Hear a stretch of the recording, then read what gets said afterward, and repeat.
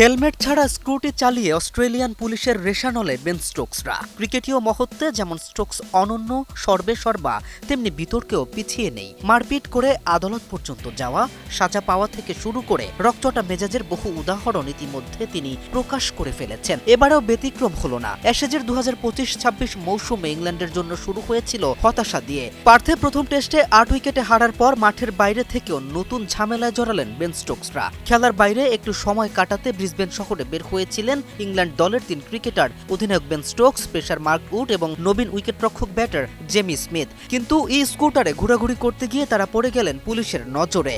যুক্তরাষ্ট্রের 1 নম্বর gym chain gold gym এখন আবারও বাংলাদেশে। বসুন্ধরা আবাসিক এলাকা ও বসুন্ধরা সিটি শপিং মলে।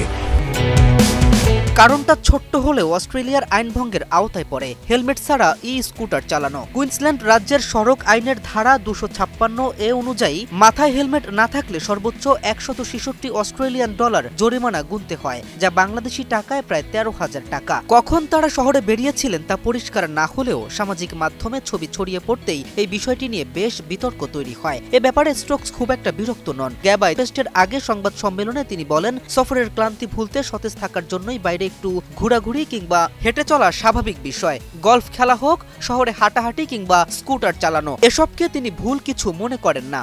একই সঙ্গে তিনি সাংবাদিকদের সতর্ক করে বলেন, ক্রিকেটারদের ব্যক্তিগত জীবনে অযথা অনুসন্ধান বা হস্তক্ষেপ করা উচিত না। খেলোয়াড়দেরও মানুষের মতো স্বাধীনভাবে সময় কাটানোর অধিকার আছে।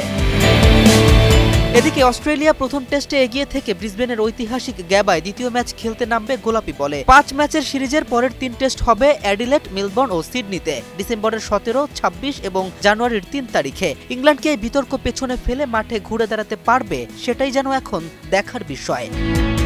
কেম রাফিন, নিউজ 24।